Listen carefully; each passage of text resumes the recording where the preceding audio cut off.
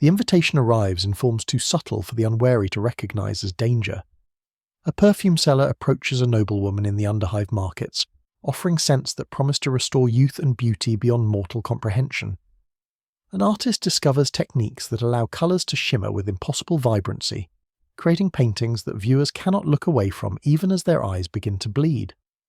A warrior finds that each victory brings not satisfaction, but hunger for greater challenges, more dangerous opponents, more exquisite moments of triumph. These are the entry points through which Slaanesh, the dark prince of excess, begins the process of claiming another soul. The transformation from imperial citizen to willing servant of chaos does not happen overnight, though the final descent often feels sudden to those experiencing it. What begins as innocent pursuit of excellence or pleasure becomes obsession, then addiction, then something far worse than either. The chaos. God Slaanesh represents the apotheosis of sensation itself, the ultimate expression of desire unbound by mortal limitations or moral constraints. Born from the psychic death scream of the Aeldari Empire during its final, orgiastic plunge into depravity, Slaanesh embodies every form of excess imaginable.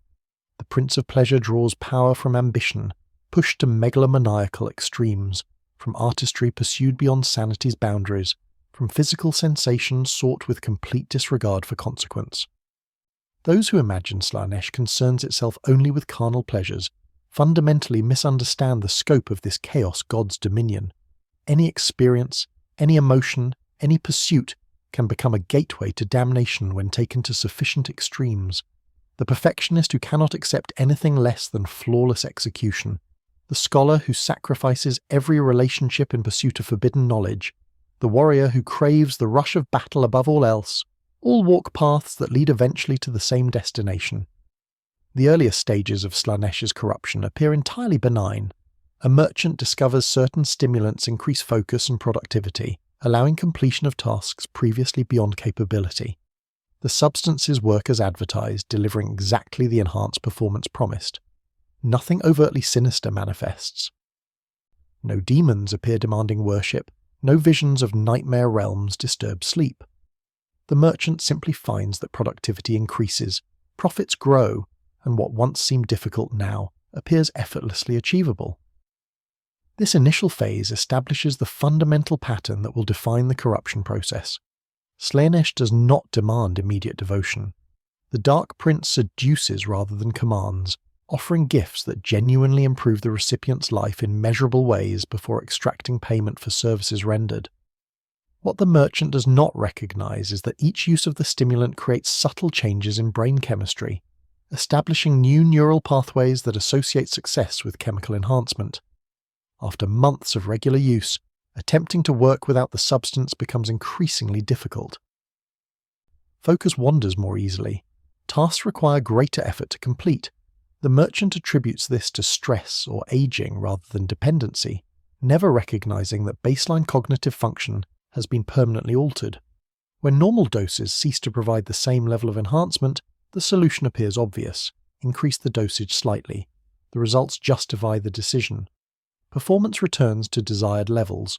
The cycle repeats, each iteration pushing dosages higher, while the merchant rationalizes every increase as necessary for maintaining competitive advantage in demanding markets. Slaanesh cults establish themselves within imperial society through similar gradual processes, beginning with seemingly innocent social organizations.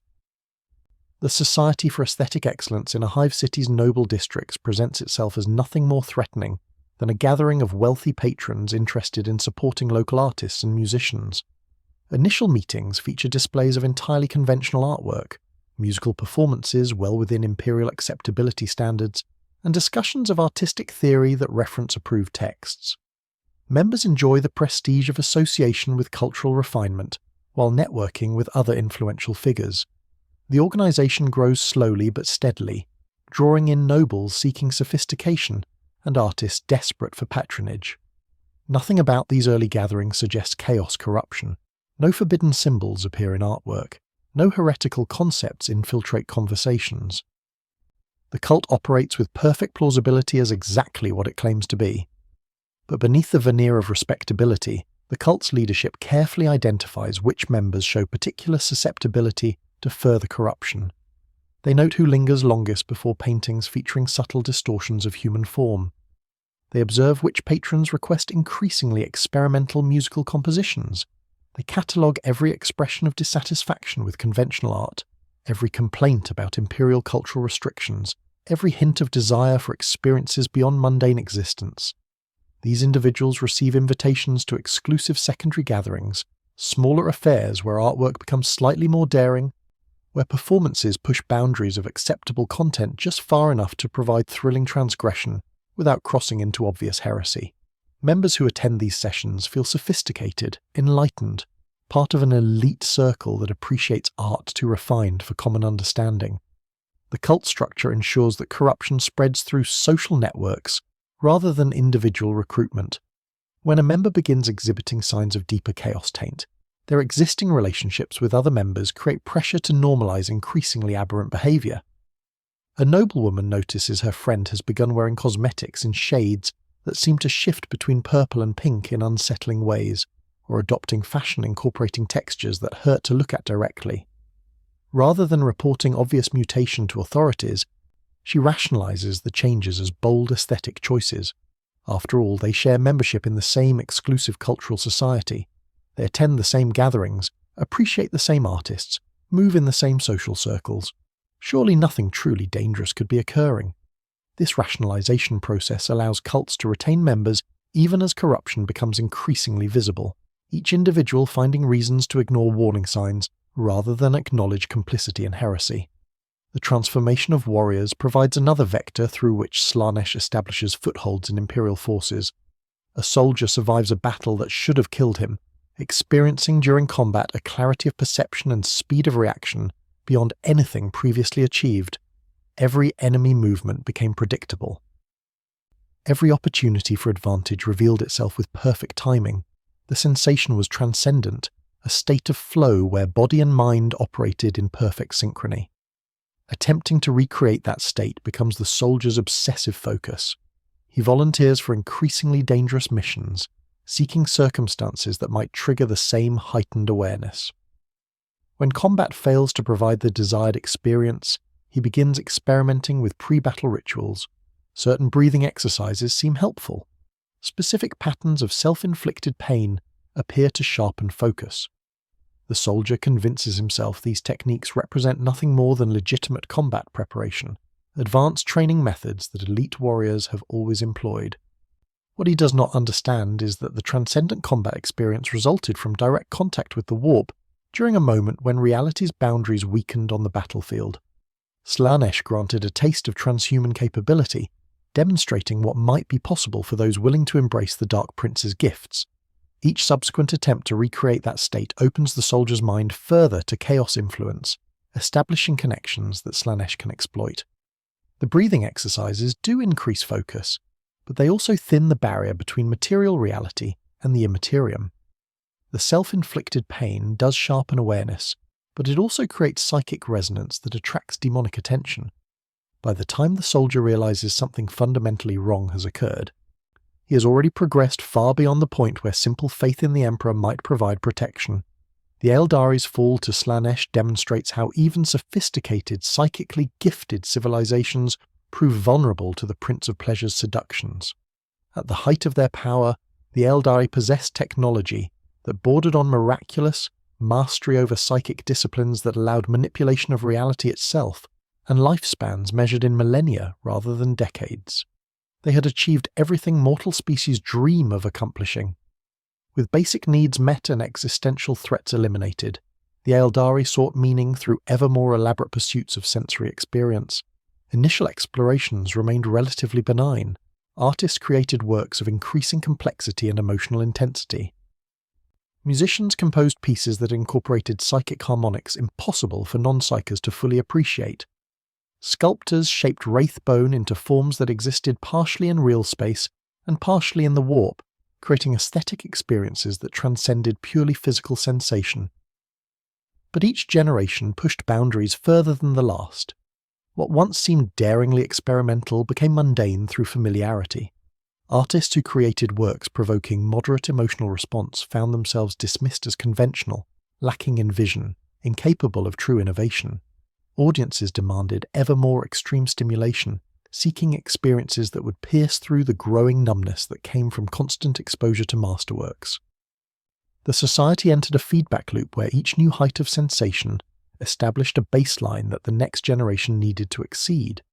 Musicians incorporated increasing amounts of suffering into their compositions, using psychic techniques to broadcast the agony of the living subjects as part of their performances.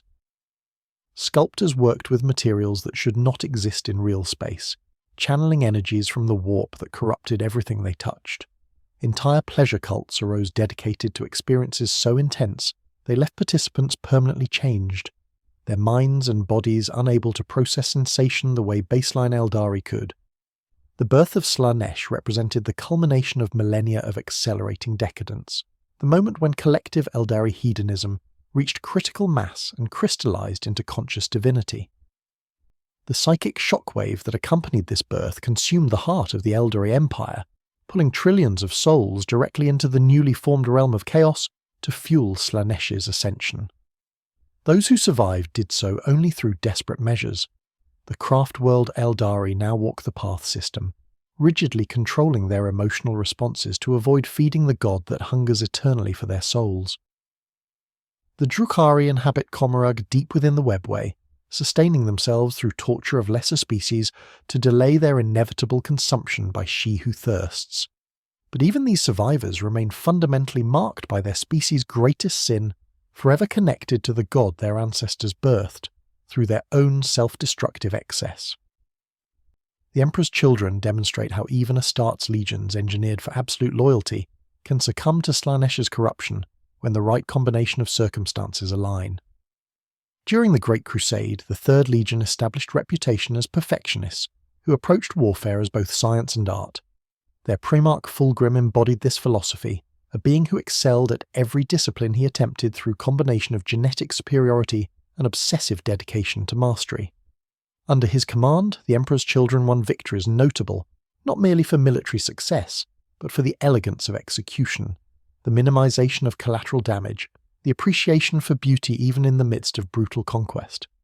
They were everything a Space Marine Legion should aspire to be, loyal beyond question and devastating in their effectiveness. The corruption began during the conquest of Laren, a world populated by serpentine Xenos who had dedicated their entire civilization to Slaanesh worship. The layer had developed biotechnology that blurred boundaries between organic and artificial, creating weapons and armor that integrated seamlessly with wielder biology. Their temple complexes incorporated architecture designed to induce specific psychological and psychic states in those who entered. Everything about Laren society reflected millennia of refinement in service to the Prince of Pleasure. The Emperor's children overcame the layer through superior tactics and transhuman durability, but exposure to the Xenos civilization planted seeds that would eventually destroy the Legion. Fulgrim personally claimed a blade from the primary temple, an exquisite weapon whose balance and edge exceeded anything human artificers could create. The sword called to him in ways he did not fully comprehend, promising mastery beyond even his current abilities if he would only embrace its gifts. The blade housed a demon of Slaanesh, an entity that had waited centuries for suitable hosts to claim it.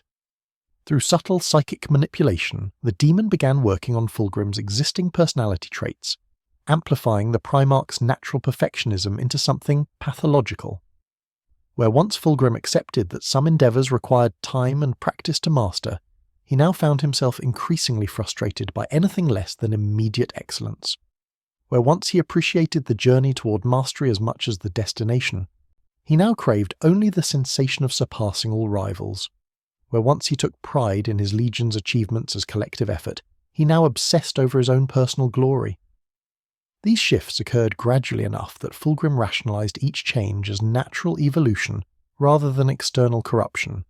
He told himself that accepting anything less than absolute supremacy would dishonor the Emperor who had created him.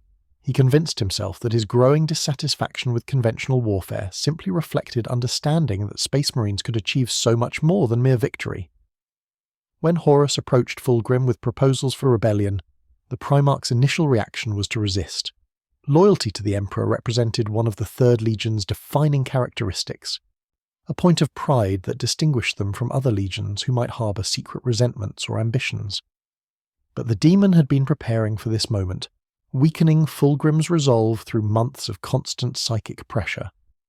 Horus understood how to manipulate his brother's psychology, appealing to the Primarch's obsession with perfection by framing the Emperor as the ultimate obstacle to true achievement. The Emperor, Horus argued, had created the Primarchs and then constrained them, preventing his sons from reaching their full potential. Did Fulgrim not sometimes feel frustrated by the Emperor's restrictions? Did he not occasionally wonder what the legions might accomplish if unleashed without limit? The questions found fertile ground in a mind already corrupted by demonic influence, providing justification for betrayal that Fulgrim's damaged psyche could accept. The spread of corruption throughout the Emperor's children followed patterns that would repeat across every institution Slaanesh infiltrated. From Fulgrim, the taint passed to his Lord Commanders during private councils, where the Primarch shared his evolving philosophy regarding the true nature of warfare and excellence. Those commanders carried corruption to company and squad leaders through similar conversations, each discussion framed as enlightenment rather than heresy. Individual Astartes found themselves exposed to increasingly heretical concepts, presented as transcendent truth revealed only to those capable of understanding. The Legion's obsession with perfection, once a source of strength, became the vector through which Slaanesh claimed them. Each Space Marine believed himself pursuing excellence rather than damnation, convinced that the changes occurring within him represented evolution towards superior existence. By the time loyalist elements within the Legion recognized what had occurred, it was too late for effective resistance.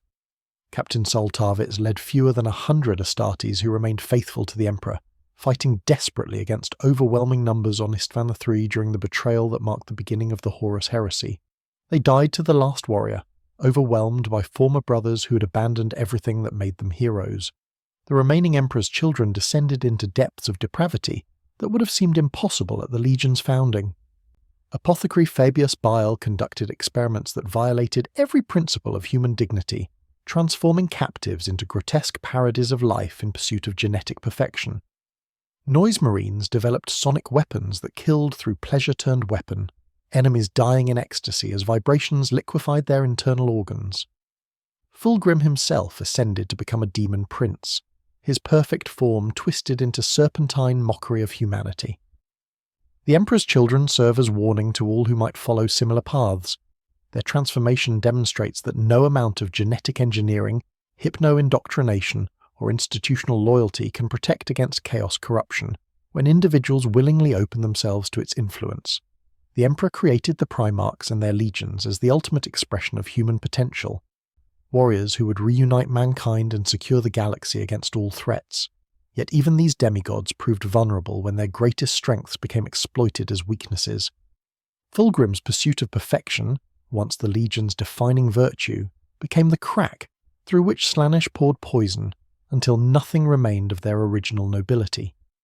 The physical transformations that accompany deep Slaanesh corruption manifest differently for each victim, reflecting their particular obsessions and the nature of gifts the Dark Prince bestows. Some devotees experience changes that enhance capabilities related to their specific pursuits.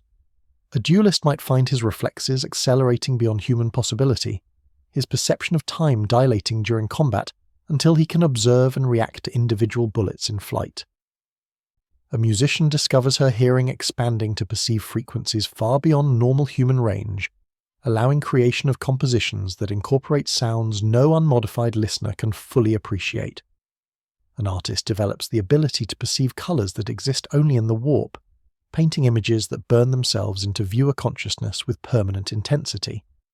These gifts appear benevolent at first, genuine improvements that elevate recipients beyond mortal limitations. But the gifts carry prices that become apparent only after acceptance. The duelist finds himself unable to experience satisfaction except during combat, his enhanced perception making everyday existence unbearably slow and dull by comparison. Time spent not fighting feels like drowning in thick syrup, each moment stretching into subjective eternity. He seeks increasingly dangerous opponents, progressing from sanctioned duels to illegal pit fights to hunting sentient prey, always chasing the transcendent clarity that now defines his existence. The musician loses ability to tolerate normal conversation, the crude sounds of everyday speech grating against her enhanced hearing like physical pain. She retreats further into her compositions, spending months in isolation crafting pieces that drive unmodified listeners insane while providing her only moments of peace. The artist becomes unable to look at mundane reality without seeing the warp bleeding through, his perception permanently altered to perceive demonic presences invisible to others. What began as gifts become cages from which escape becomes impossible. More extreme mutations appear as corruption deepens and devotees prove themselves worthy of greater rewards. Extra limbs sprout from torsos, each perfectly formed and functional, covered in skin that shifts between pink and purple in nauseating patterns. These additional appendages provide genuine combat advantages, allowing wielding of multiple weapons simultaneously, or performing tasks that would require multiple unmodified humans. Claws replace fingers, their edges sharp enough to slice through ceramite armor, decorated with jeweled studs and precious metal inlays that reflect the Dark Prince's aesthetic preferences. Eyes multiply across bodies, providing 360-degree vision and ability to perceive multiple spectrums of light simultaneously. Faces become unnaturally beautiful or grotesquely distorted depending on viewer interpretation, features shifting constantly to maximize impact on whoever observes them. The most devoted servants of Slaanesh experience transformations so extreme they barely retain recognizable humanity. Lucius the Eternal exemplifies this trajectory, a warrior whose obsession with perfection in swordsmanship led him down paths from which no return exists. Originally a skilled duelist within the Emperor's Children, Lucius distinguished himself through dedication to mastering every aspect of blade combat. He studied under the greatest swordsman the Legion could provide, practiced until his hands bled, pushed his transhuman body to limits that would kill baseline humans. When this proved insufficient, he began incorporating pain into his training regimen, believing that suffering sharpened focus and taught lessons victory could not provide. He carved intricate patterns of scars across his face and torso, each mark commemorating a victory or representing a technique mastered.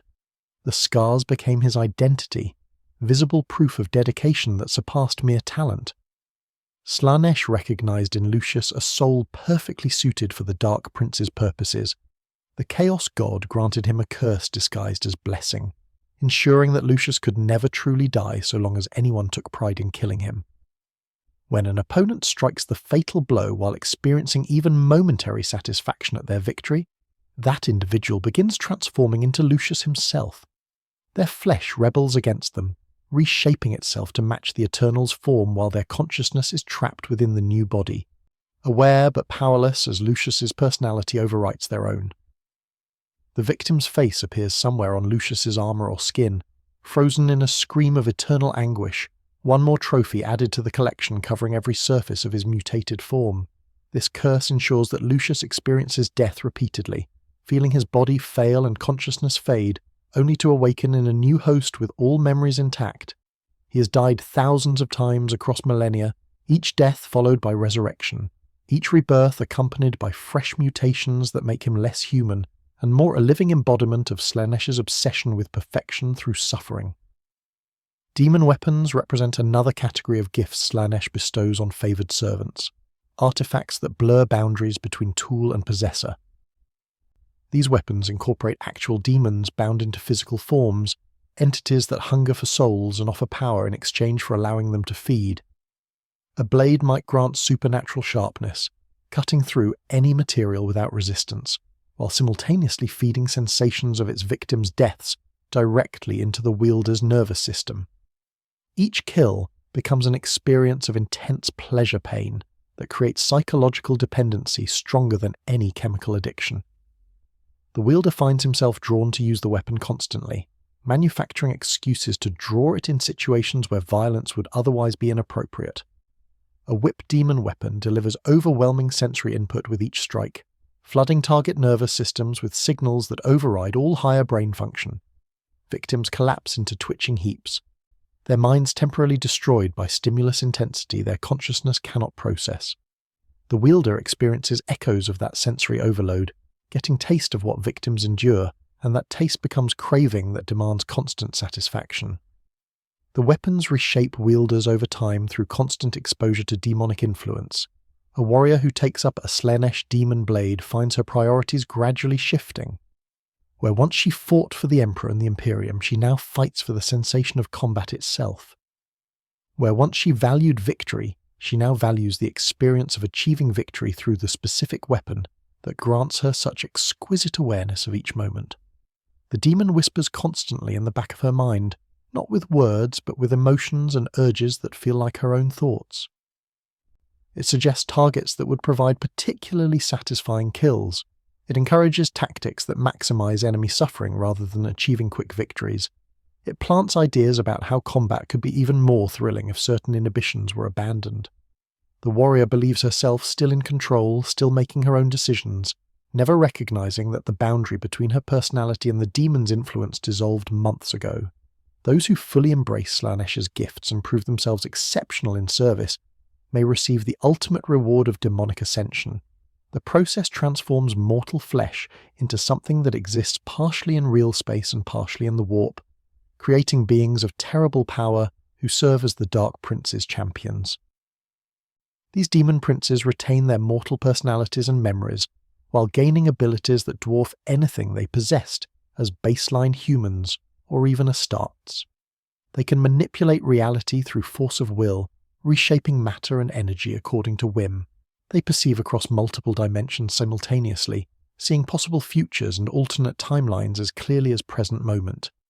They inspire obsessive devotion, or paralyzing terror in mortals who behold them, their mere presence warping psychology of everyone within proximity.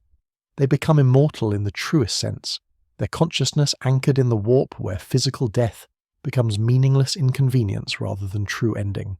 Fulgrim's ascension demonstrates both the power and horror of this transformation. The Primarch, who once embodied the finest qualities humanity could achieve, became something that mocks everything he originally represented. His perfect humanoid form elongated into serpentine monstrosity, lower body becoming a massive snake's tail covered in iridescent scales that shift through impossible colours. 4 arms emerge from his torso, each ending in clawed hands capable of wielding weapons with superhuman grace. His face retained its beauty, but gained an otherworldly quality that makes observers simultaneously attracted and repulsed, unable to look away despite desperate desire to do so. He radiates an aura that affects everyone nearby, mortals finding themselves overwhelmed by inappropriate desires and impossible cravings simply from standing in his presence. Reality itself bends around him, the material world struggling to contain a being who exists primarily as warp entity, given temporary physical manifestation. Yet ascension to demonhood carries its own terrible price. Demon princes become fundamentally dependent on the chaos god that elevated them, bound to serve their patron's will in ways that allow no true autonomy. Fulgrim cannot refuse Slaanesh's commands regardless of his personal preferences. He must respond when the Dark Prince calls, abandoning whatever personal projects or ambitions occupied his attention. His power, vast though it is, remains derivative rather than inherent. Should Slaanesh ever withdraw favour, Fulgrim would find himself diminished, possibly even destroyed if the Dark Prince decided his service no longer provided sufficient value. The immortality he gained through ascension proves conditional, dependent on maintaining status in the ever-shifting hierarchy of the warp, where even gods play games with the souls of their greatest champions. The spread of Slaanesh cults throughout the Imperium follows patterns that make them particularly difficult for authorities to detect and suppress. Unlike Cornete cults whose violence quickly attracts attention, or Nurglite plague cults whose diseases provide obvious evidence of corruption, Slaaneshi organizations begin as seemingly legitimate social groups that only gradually reveal their true nature.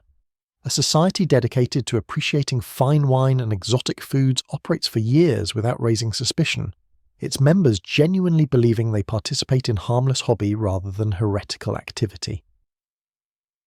The cult leadership carefully controls how quickly they introduce more transgressive elements, ensuring that each step appears as natural progression rather than dramatic shift into obvious corruption. By the time members realize something wrong has occurred, they have already progressed far beyond the point where they could report the cult without implicating themselves in its activities. On hive worlds where billions of citizens live in desperate squalor, Slaanesh cults offer escape from grinding poverty through promises of pleasure and sensation unavailable through legitimate means. In the lower levels, where workers toil endlessly in toxic manufactoria for wages barely sufficient to purchase protein paste, cult recruiters arrive offering stimulants that make the suffering bearable. The substances workers advertised, allowing workers to endure conditions that would otherwise break them while experiencing moments of genuine pleasure during brief rest periods. The recruiters frame this as mutual aid, workers helping each other survive in human conditions through pooled resources and shared knowledge. Nothing about the initial contact suggests chaos worship. No demon summonings occur, no heretical symbols appear, no demands for worship of dark powers. The cult presents itself as practical solution to practical problems, but the stimulants create dependency and the cult controls supply. Workers who attempt to quit find themselves unable to function without chemical assistance, their bodies having adapted to expect regular doses. The cult uses this leverage to demand ever greater commitment, progressing from simple consumption of substances to participation in group rituals designed to maximize the psychic resonance feeding Slaanesh. Members convince themselves that attending these gatherings represents fair exchange for continued access to substances they now require to survive. They rationalize increasingly disturbing activities as necessary evils, telling themselves that bizarre ceremonies hurt no one and provide the cult's leaders whatever satisfaction they seek in exchange for continued chemical supply. By the time human sacrifices begin, members have already normalized so many transgressions that one more step into damnation seems like minor additional compromise rather than fundamental line being crossed. The hive world of Promethar provides a case study in how Slaanesh corruption can consume entire population centers. The Violet Talons gang controlled multiple hab sectors in the Underhive, providing security and dispute resolution services that absent or corrupt official authorities failed to deliver. When a charismatic cultist infiltrated the gang's leadership, she gradually transformed its culture from pragmatic criminality into something far more sinister. She introduced new initiation rituals that incorporated pain and pleasure in carefully calculated combinations, creating psychological conditioning that associated gang membership with intense sensory experiences. She encouraged development of distinctive aesthetics that emphasized the gang's separation from mundane society, members adorning themselves with jewelry, tattoos, and scarification in patterns that unknowingly incorporated Slaaneshi symbols. She provided access to combat stimulants that increased effectiveness during territorial disputes while creating dependency that bound members ever tighter to gang hierarchy. Within 5 years, the Violet Talons had transformed from conventional criminal organization into full-blown chaos cult. Their territory became effectively independent from imperial control, Arbits unwilling to commit forces necessary to suppress an organization that had evolved into small army. The cult's influence spread through adjacent sectors as displaced residents carried corruption with them when fleeing gang violence. Recruiters moved among refugee populations, offering assistance to desperate people and gradually drawing them into cult activities under guise of providing community support. The planetary governor either failed to recognize the threat or chose to ignore it, unwilling to acknowledge that chaos corruption had established foothold under his watch. By the time inquisitorial agents identified the true scope of contamination, the cult had infected populations numbering in the millions across multiple hive cities. The Inquisition's response demonstrated the brutal calculus that governs imperial anti-chaos operations. Conventional military intervention would require deploying entire regiments of imperial guards supported by Astartes elements, resulting in casualties that would dwarf the cult's actual membership.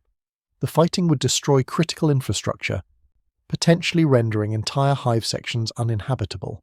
Worse, extended combat operations would expose additional imperial forces to corruption, creating risk that the cure might become worse than the disease. After careful analysis, the Inquisitor assigned to the case determined that surgical excision had failed. The corruption had spread too far for targeted elimination to succeed. She recommended exterminatus, complete destruction of Promethar from orbit, sterilizing the planet to prevent Slaaneshi taint from spreading further. The command was carried out within days of approval, cyclonic torpedoes reducing Promethar's surface to molten slag, while billions of Imperial citizens died without ever understanding their crime. This pattern repeats across the Imperium wherever Slaanesh gains foothold. The Chaos God's influence spreads through social networks and psychological conditioning, rather than obvious demonic manifestation, making it nearly impossible to detect corruption before it reaches critical mass. By the time authorities recognize what has occurred, the only viable response becomes total destruction. Entire hive cities burn, orbital bombardments sterilize continents, sometimes whole worlds die to prevent Slaanesh's influence from spreading to surrounding systems. The Imperium accepts these losses as necessary, understanding that corruption left unchecked would consume far more than a single world or system. But each exterminatus represents billions of souls claimed by chaos, either fed directly to Slaanesh through their deaths, or corrupted before destruction could claim them. The Dark Prince grows stronger with every such catastrophe, power increasing as the Imperium desperately tries to contain influence that spreads faster than even the most aggressive suppression can match. The fate awaiting those chosen by Slaanesh offers no hope of redemption or escape. Unlike servants of other chaos gods who might potentially find death in battle or succumb to physical corruption, those claimed by the Prince of Pleasure face eternity of escalating obsession. They can never achieve true satisfaction, because Slaanesh ensures that each experience, no matter how intense, becomes mundane through repetition. The heights of ecstasy that once seemed transcendent become baseline expectation, requiring ever more extreme stimulation to provide even brief moments of genuine sensation. The warrior must fight stronger opponents in more dangerous circumstances. The artist must work with increasingly forbidden materials and techniques. The hedonist must pursue pleasures so intense they destroy body and mind of anyone experiencing them. There is no plateau where fulfillment becomes possible, only endless escalation toward intensities that eventually prove fatal even to those granted transhuman durability. Those who somehow maintain vestige of their original personalities find themselves trapped in bodies and minds that no longer respond to their will. They watch helplessly as they commit atrocities their former selves would have died to prevent. They feel genuine pleasure from acts that should inspire only horror and revulsion. They recognize intellectually that they have become monsters, yet cannot summon the emotional response that recognition should provoke. The disconnect between intellectual knowledge and emotional reality creates madness unique to Slaanesh's victims. A special torture where full awareness of damnation combines with inability to care about that fate at any meaningful level. They are simultaneously perpetrator and victim, monster and witness to their own monstrousness, condemned to experience every moment of their degradation with terrible clarity. For those few who retain enough humanity to seek escape, none exists. Slaanesh does not release souls willingly, and the Dark Prince's grip on those chosen cannot be broken through simple repentance or return to faith in the Emperor. The corruption runs too deep, altering fundamental aspects of personality and physiology in ways that cannot be reversed. Even if somehow purged of chaos taint through miraculous intervention, the victim would find themselves left with minds and bodies so damaged by what they experienced that death might represent mercy rather than punishment. The Imperium offers no rehabilitation for those touched by chaos, no path back to acceptance within human society. The only responses available are immediate execution or, for those deemed potentially valuable as interrogation subjects, extended torture to extract information before eventual execution. The Eldari understand this reality better than any other species, living with knowledge that Slaanesh hungers eternally for their souls. Every craft-world Eldari walks the path system, rigidly limiting their emotional experiences to prevent feeding the god that would devour them given any opportunity. They wear spirit stones that will capture their souls at death, preserving them within infinity circuits rather than allowing Slaanesh to claim what the Dark Prince considers rightful property. Even death offers no escape, for the spirit stones can be damaged or lost, condemning their inhabitants to the exact fate they sacrificed everything to avoid. The Drukhari embrace different strategy, sustaining themselves through torture of lesser species to sate Slaanesh's hunger with other souls instead of their own. But this provides only temporary reprieve, delaying rather than preventing their eventual consumption. They know with absolute certainty that they will eventually feed the god their ancestors birthed, that no amount of suffering inflicted on others will ultimately save them from that destiny. The Imperium teeters on edge of following the Eldari's path, its own excesses potentially birthing new Chaos God or empowering Slaanesh beyond current limits. The rigid control and harsh existence imposed on Imperial citizens creates the very desperation that makes chaos corruption attractive. The pursuit of perfection in service to the Emperor differs only by degree from the pursuit of perfection that damned Fulgrim. The artist creating propaganda for the imperial cult walks the same narrow path as the artist who falls to Slaanesh, separated only by where they draw lines that determine acceptable versus forbidden expression. Every citizen who seeks meaning beyond survival through appreciation of beauty or pursuit of excellence opens cracks through which the Dark Prince's influence can seep. The more successful the Imperium becomes at controlling its population, the greater the pressure builds beneath the surface, waiting for outlet that Slaanesh stands ready to provide. This represents the ultimate horror of Slaanesh's existence. The Chaos God does not offer alternative to the Imperium's cruelty. Slaanesh offers intensification of every impulse the Imperium tries to suppress, taking natural human desires and warping them into self-destructive obsessions. Those chosen by Slaanesh do not find liberation from imperial oppression. They find new and more terrible forms of slavery, their wills subordinated to obsessions they can neither control nor satisfy. They become prisoners within their own escalating cravings, forever chasing sensations that retreat faster than they can pursue them, experiencing pleasure and pain in intensities that would kill baseline humans, while being unable to achieve anything resembling genuine contentment. They are damned not to servitude or torture in any conventional sense, but to eternity of wanting more than existence can possibly provide, forever hungry for satisfactions that do not and cannot exist. For those who wonder what happens when Slaanesh chooses you, the answer offers no comfort. You do not simply serve a new master or adopt different ideology.